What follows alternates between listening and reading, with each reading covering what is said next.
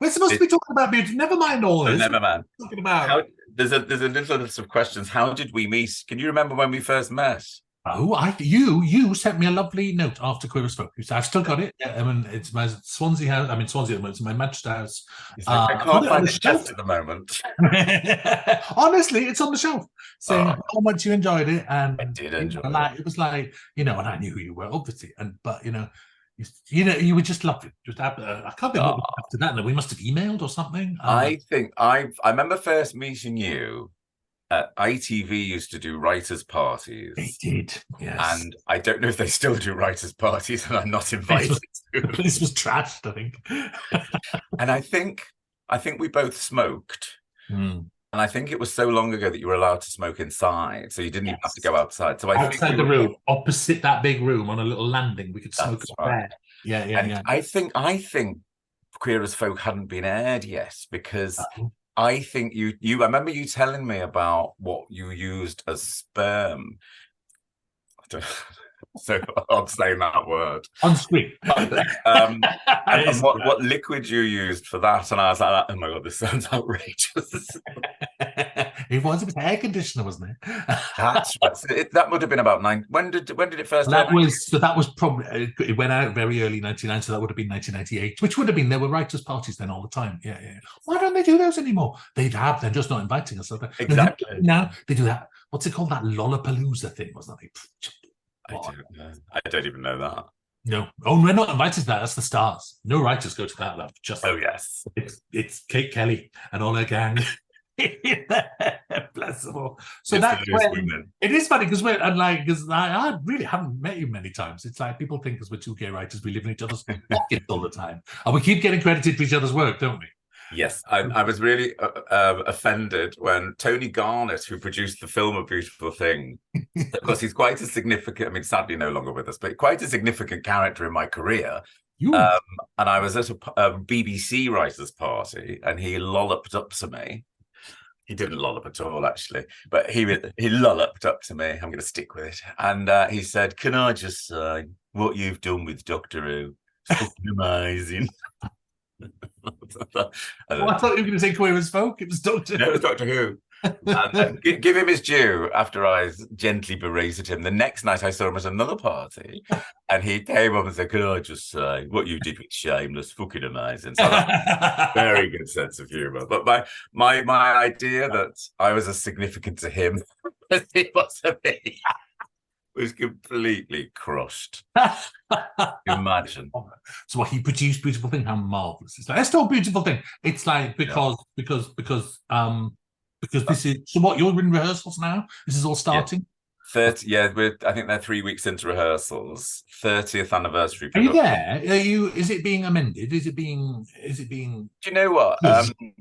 We're not amending much. However, because it's 30 years since it was done, so I don't want it is a museum piece, so it doesn't need to be updated in terms of that kind of thing. I mean, there's a few things I changed, like they mention a shop, Gateways, and nobody ever knows what Gateways is. So I've changed that to Tesco's just because in the 90s you knew what it meant.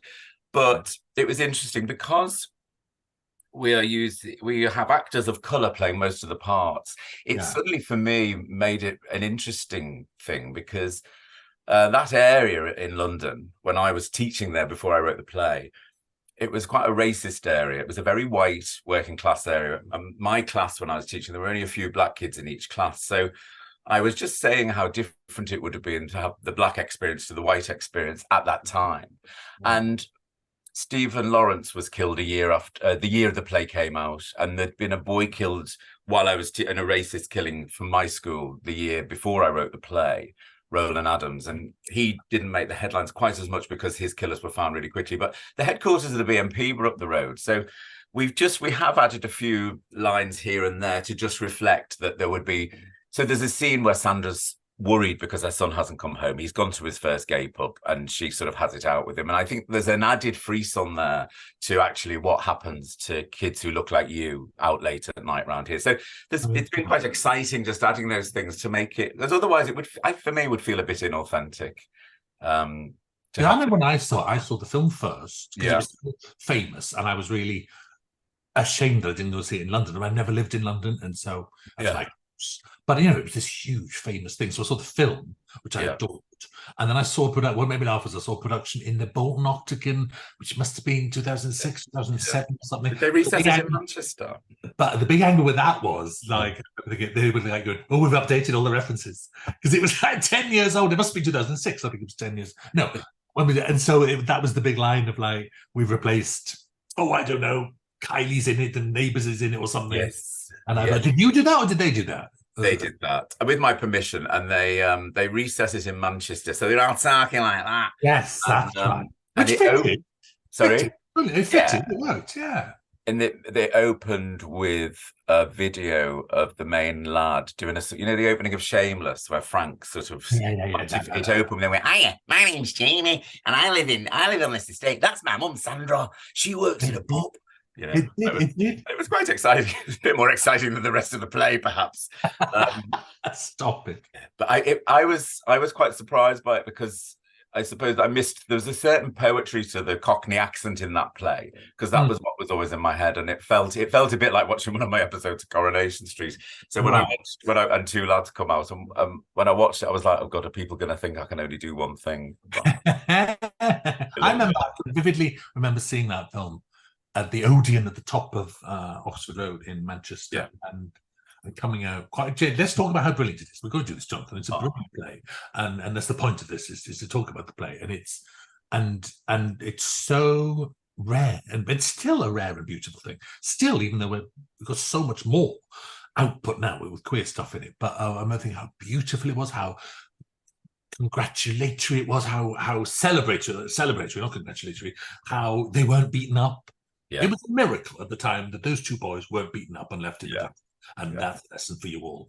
And people weren't writing like that at all. And what led you to that then? What led you there? It was really, I think, when I wrote the play in the summer of '92, and around that time, and the time leading up to then, the age of consent in this country was 21 for gay men and 16 for heterosexuals. No rules, obviously, for lesbians, because Queen Victoria had invented the rules and didn't believe nice ladies did that kind of thing.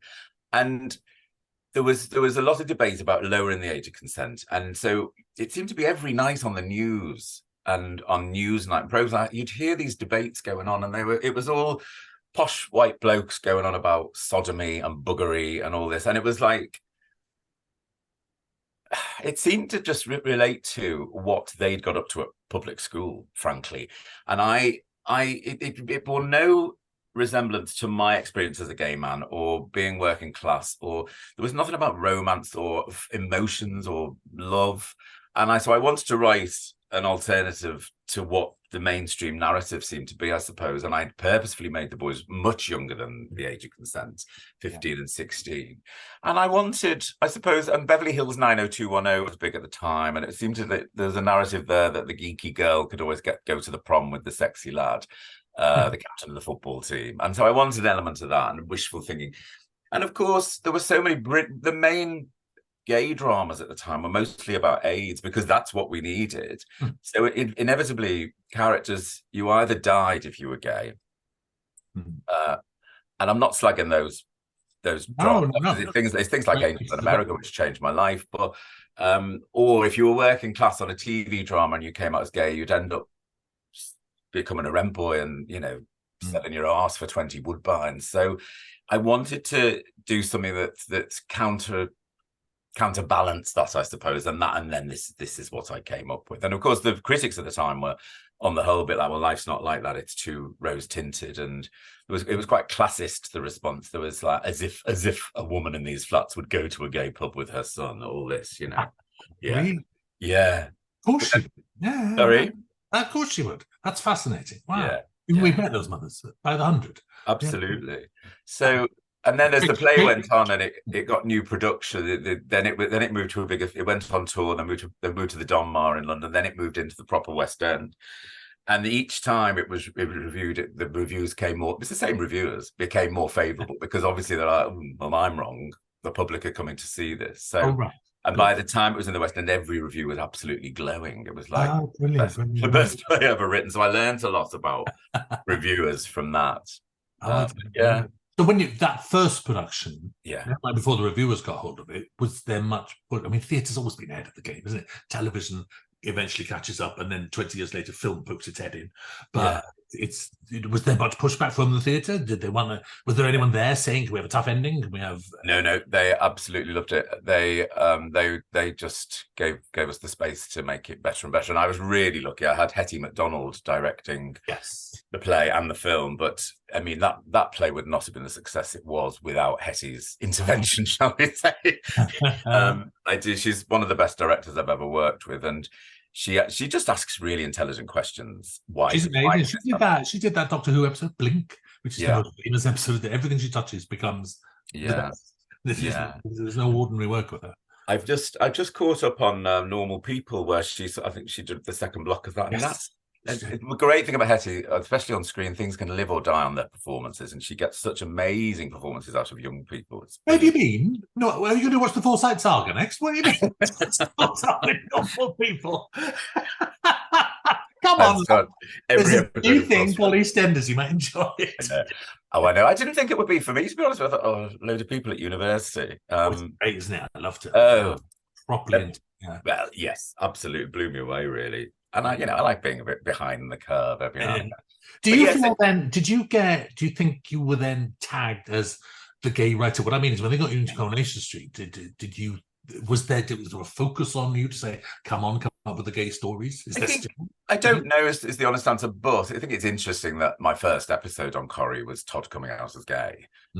So whether I was brought in at that point because that was an important story to them, I don't think it's a coincidence I was given that episode, and it was certainly a nice way to start the job, because I went to do this. Yeah, I mean that's 20 years ahead of the whole argument about authenticity and truth and stuff like that. Good for them. Well done. They do that now. I think would be But I mean, let's be honest. I'm not the only gay person in that room, and I never was. So it's whether that's just me aggrandizing my part, I don't know. But and when you did Queer as Folk, tell me about the genesis of that. How did that start? That was me working on soap operas and putting in lots and lots of gay characters all the time. And then and I did an evening thing called The Grand. That ran for 2 years. The Grand. I remember it. It was very grand. I love that. She's upstairs like a Spanish widow. That's the one. She's locked away like a Spanish widow. Locked away. That's for anyone listening. That's a phrase I made up, and everyone thought it was a real phrase. Jane Danson and Jane Hazelgrove both in it. Great cast, all of them. Rebecca Callard, was she in it? Christine Mackie, Dr. Gaddis was in there. Wow. Gorgeous, really lovely, gorgeous cast. Real laugh, actually. All of us in shed at Granada. Yeah. And so there was a big gay episode of that with Paul Warren in the lead role. Such a good actor. And that was good. Sometimes your own script show you the way. I'd love to say that I was sitting here at this desk going, I must get more gay people on television. It's the cause. But it's not. It's just stories rising up in you. And kind of afterwards, you kind of look back and go, oh, that was very gay. And so actually it was an executive at Granada called Katrina Mackenzie, who was lovely. She just moved to Channel 4 and she looked at that episode, and there was a bit of trouble getting that episode on. There was a bit of bumps at Granada of people humming and hawing, and it wasn't that story sounds as though it was homophobic, humming and hawing. It was more that I kind of changed the format for that episode. Anyway, but Katrina looked at that episode and said, actually, she pointed out the obvious truth, which is that you've written that better than you've written anything else. Wow. Thanks, love. Everything else is rubbish, isn't it? Yeah. Now you tell me. I worked all these years, one good script. That's all. But it was lunch at the V&A behind Granada. It's probably one of those eye-opening moments. You don't get enough. People don't. I always find people don't often tell the truth to writers enough. People don't actually say you're good at this, you're bad at that. Yeah, you're good at this stuff. They won't say you're bad at that. And it was someone really pointing out that's where you should go. Which sounds really, you'd have thought I'd have known that, but I didn't. And then that became Queer as Folk. So she said, I'm going to Channel 4. I'd like you to write something gay. And well, it wasn't a commission. It's never a commission, is it? But if you'd like to bring us a script, it was that kind of. And I did, and she and Gov Neil at Channel 4 put me together with Nicola Schindler, who's like my producer to this day, who I love. So it's just been a magic. Granada in the 90s was absolute magic. It was a gorgeous place to work. Yeah, it was properly brilliant. I loved it. It's interesting that, because like Beautiful Thing was my 7th play. Yeah. It's the one that took off, my career took off with it, because it was the first time I'd written anything gay, and therefore immediately it became more authentic. I had something to say, Yeah. and I knew what I was talking about. And you know, the stuff beforehand was lovely. It was all stuff with youth theatres and, you know, big casts, but it was all sort of me having a go at writing, really. And I think it's no coincidence that my career hit its stride as soon as I started being more honest with my writing, I suppose. So it's all us finding out who we are, isn't it? Sitting yeah, it's all about us. Did you, was that I'm always interested in you as a teacher? Was that from you? I'm from a family of teachers, and I was thinking, they must have to observe boys and girls in the yard who are not free to be themselves. Was there a lot of that in there? It was more for me, the teaching was, I mean, it's no coincidence I set Beautiful Thing in the estate that I taught in. I could have set it in Liverpool, you see, but I just, even at the grand old age of 24, I felt I was out of touch with the teens of Liverpool, but I understood how these Cockney kids spoke. So it was more that, really. I remember going to the Gloucester pub, which was the local gay pub in Greenwich, and seeing they looked about 17, 18 lads snogging at the bar, and it being the 90s and a gay bar, like, oh, get home. And everyone was sort of, you know, really taking the piss. And then a few weeks later, I saw one of them on Thamesmead, the estate, with a load of lads. And I thought, of course he behaves like that in the pub. That's the only place he can do that. In those pubs, as you remember, every gay pub had darkened windows, so you couldn't see in. Worlds. So it was more things like that made me really think. And you know, and I suppose I had to question myself when I was teaching, because like we was in the age of Clause 28, and I couldn't say I'm gay. But the kids in my class, I remember someone said something homophobic, and I said, why shouldn't you say that? Thinking they'd have, you know, really, really clever answer. And because you don't like it, sir. Hello. And I think I was fascinated by the sparky kids I taught, who didn't give a shit, who were, you know, God knows what their home lives were like, but you know, who'd. I remember there's a girl came into my class, and she was I had a really nice class, but my tutor group, and she came in towards the end of the first year she'd been excluded from another school, and she had love and hate written on her knuckles in biro. And I said to her, I said, listen, you're going to meet a load of teachers today you've never met before, and they'll sit you at the front where they can see you, and you've got love and hate written on your knuckles. I said, do you want to have a little think about tomorrow, whether that's, you know, the best way to sell yourself on your first day? So God love her, she came in the next day and she'd written love and love on her knuckles. Oh, it's amazing. Oh, and she listened to you. She did listen to me. And I think, I mean, I was only young, and to what extent, actually, I've never asked you this, is because I think we talked about the teaching thing before, because I'm from a family of teachers, so I was blathering on about that. But earlier than that, is there any, when you were 15, 16, was there a Steve? Were you Steve? Is it that authentic? Was it you as a child? No, I had a mate who used to come and stay over and share my bed with me when things were difficult for him at home, but nothing ever went on. So I suppose I'd got the idea from there. But it was a classic idea. It's just never been done as gay before. Yeah, and there was a lot. There were sort of discussions I had with my mother about when I came out were sort of all distilled into one scene, I suppose, between Jamie and his mum, Sandra. But no, you wouldn't look at it. I think they're all parts of me, really. Like any writing, it's like I can identify with all those characters. This is my childhood. Absolutely. I think we both put that idealized mum in our shows, didn't we? You had Sandra. I did Hate with Denise Black, and not idealized, but actually a woman you see out and about on Canal Street and in gay clubs, where that wasn't being seen in drama at all. And is that who Sharon Gless played in the American? Yes, that was her. She was called Debbie, but that was Hazel. That was Sandra. That's a fine tradition, frankly. The best part of my career, kid. I love that. When did you kind of realize? Was there a point at which you realized that Beautiful Thing wasn't going to go away? That it was always going to be? I think not really. I think there was a point when I remember it being on in London about 10 years after it had been on the first time, and it was Andrew Garfield played Jamie. Oh, did And, he? and Oh, it wow. was, and he won an award. He won the Evening Standard Award for it. And it was a lovely production. I remember feeling a bit embarrassed when they started it. And it was a bit, it felt, not that it is autobiographical, but it felt like I'd put my diary on the stage and said, here's what I felt was important 10 years ago. And that's quite exposing. And then after that, there was, and then this is it. So he left and Jonathan Bailey took over from him. Oh, What a cast. you can spot the stars. Wow. Yes. And then there was a period when it was seemed to always be on, and I'd see reviews for it.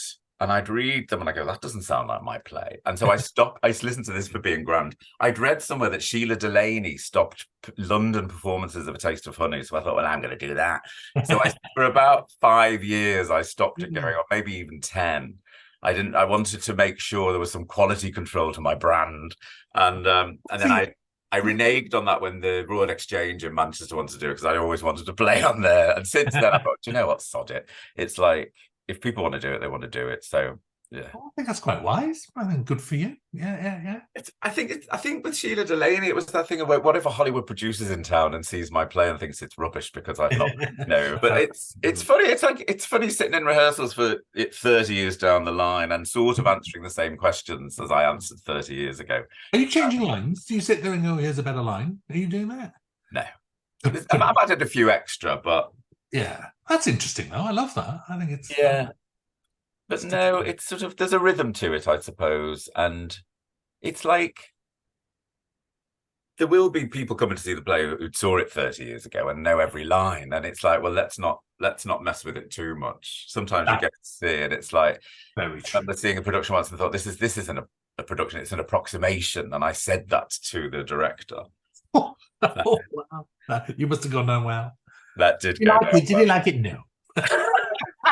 No, he didn't. Oh my God. A few issues with this production, as I say in the email, then you don't hear anything back ever again. And do you think, I hate this kind of question, and yeah, as a viewer and an audience member, I think to myself, where do you think those boys are now? I'm sorry, I genuinely want to know. What happened? What happened, Don? It's funny now, I saw a dance production of this. You posted that online. That looked gorgeous. It was really beautiful, and it's a real lesson that we all think our dialogue is so amazing that nothing can happen without it. And I saw this production where they didn't utter a word, and it was probably one of the best I've ever seen. Well, that's still a great compliment to you. That's and they opened it with the older Jamie, because they did it site specific in the flats where the story was set, and just before they were bulldozed. So the bulldozers were arriving, and 40-year-old Jamie arrives home to see the flats before they're demolished, and then he remembers what went on.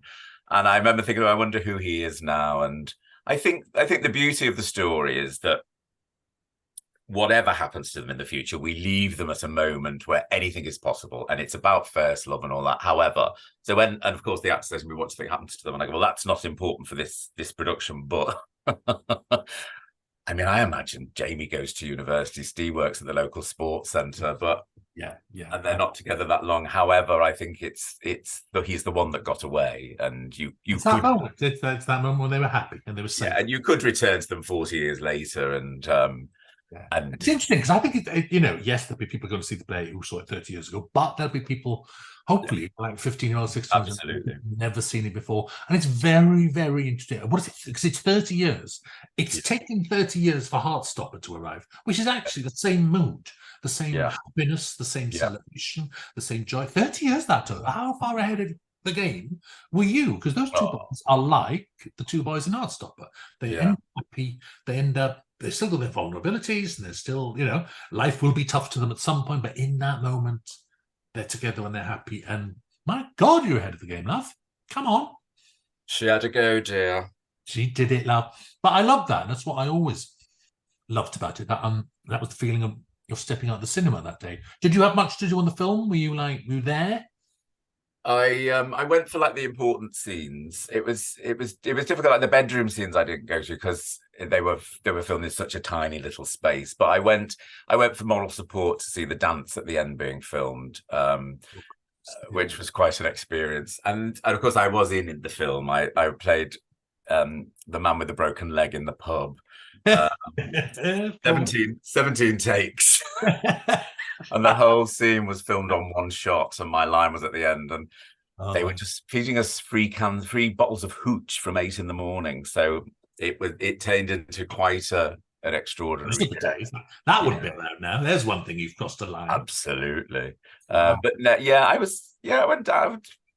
Yeah, I mean, I was there quite a bit, but I think that with me, when I've done TV dramas, I've not been on set that much. But with comedy, I was always told I had to be there every day for comedy. So like when I did things like Gimme, Gimme, Gimme or Beautiful People, I'd be there all the time. I mean, I was more of a producer on those as well, because sometimes a joke doesn't work or they're not getting the joke right.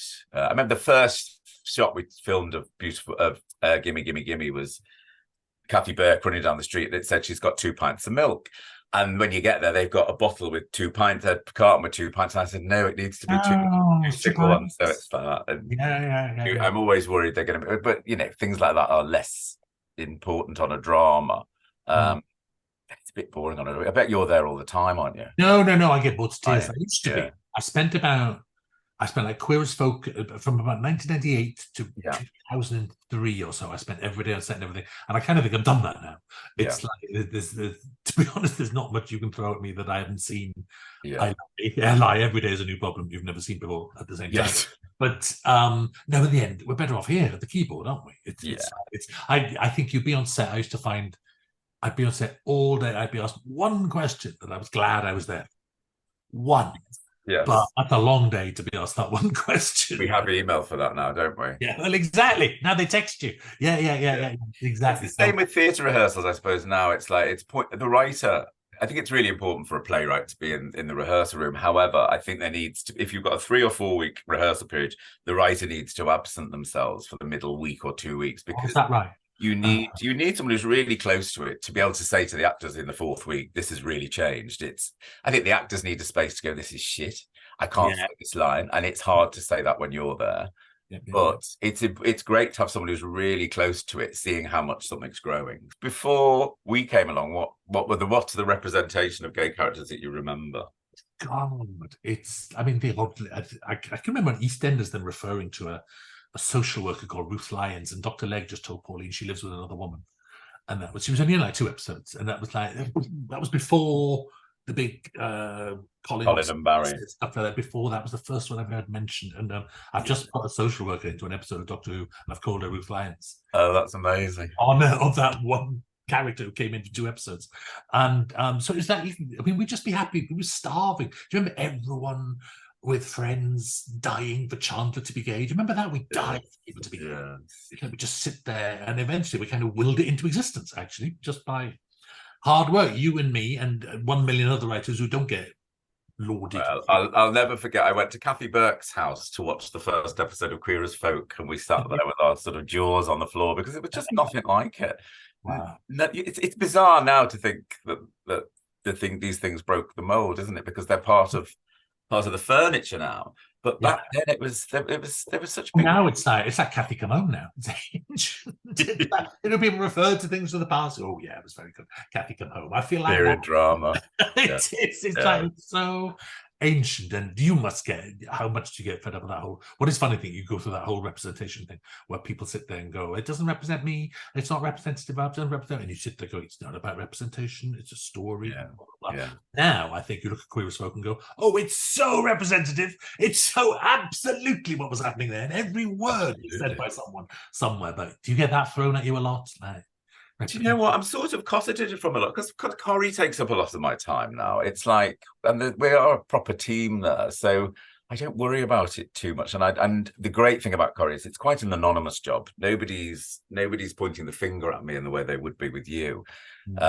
It's really just my theatre work that I do on my own, really. So I don't get it quite as much. Did you have it with Gimme, Gimme, Gimme that would change? God, well, we had it really. Yes, absolutely. I think because I was the darling of the gay press because of Beautiful Thing, and then I came along with this foul-mouthed, smelly sitcom, and and then I was pushed out into the wilderness because they all hated. Is that how you feel? Really, really, really? Wow. Yeah, they all hated James Dreyfus's character Tom, because he was gay, because he was they were both meant to be vile, and so they were never meant to be role models. I did write Beautiful Thing thinking of role models and representation and positive imagery. When I wrote Gimme Gimme Gimme, I wrote it to be funny, and it was end of the pier humor. It was the same time as Queer as Folk, wasn't it? Well, we were there the same month or something. It's like, I think, yeah. Well, we came out, I think, 98, or maybe we made it in 98, so it started airing in January. It was the same time, I think. Yeah, we were. I think we were February 99. Maybe you were January. Yeah. Yes, I remember.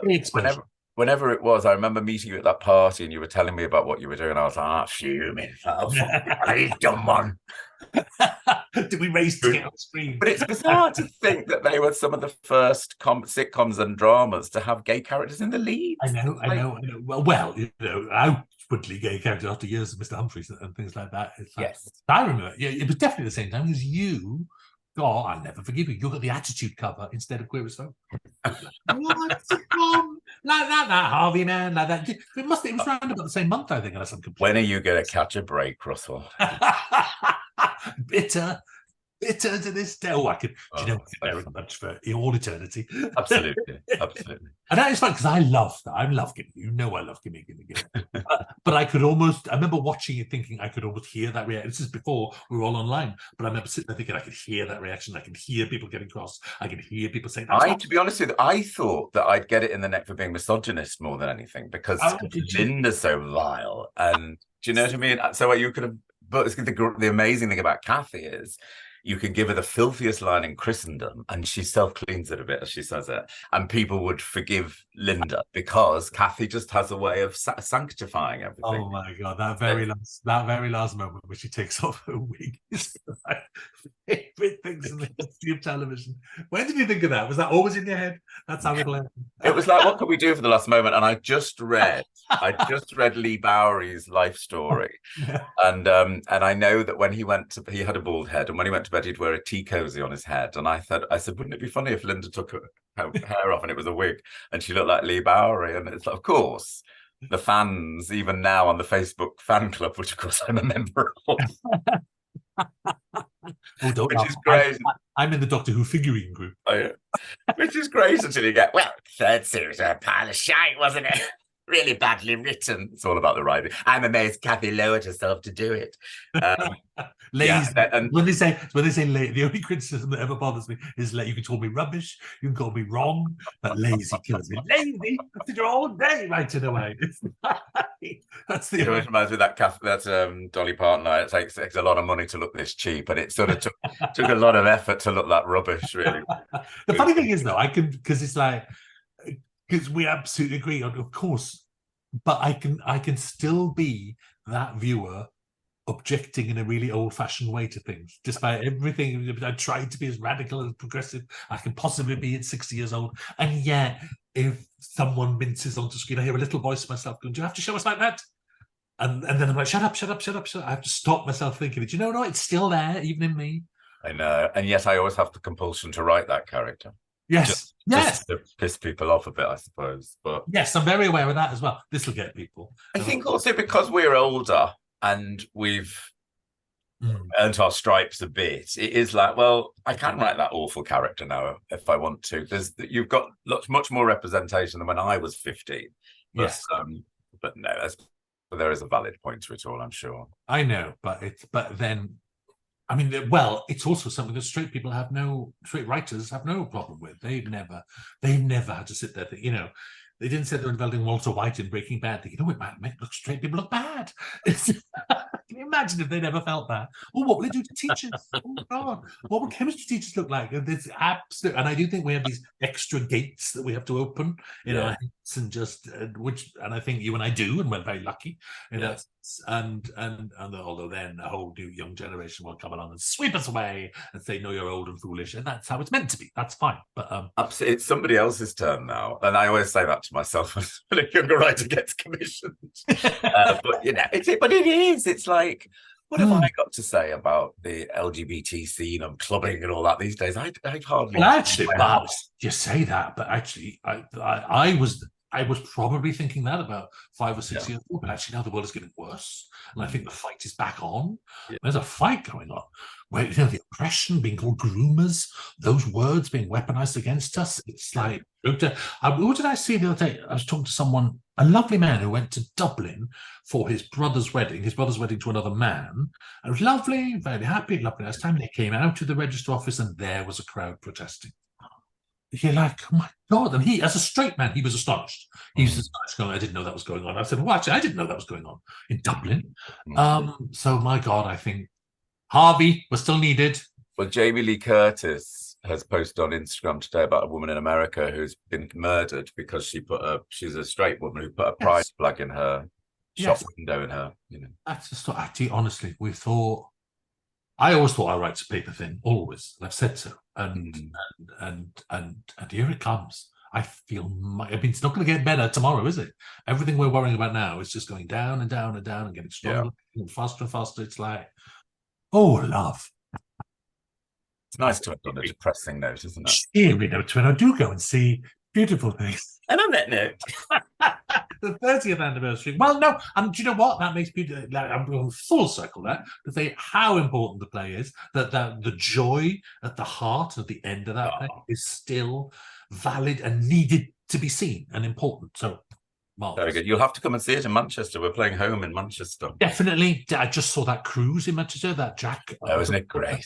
Oh my God, he's brilliant. My goodness. Fascinating. I saw it in London a couple of years ago. It was just after one of the lockdowns when one person shows were all the rage.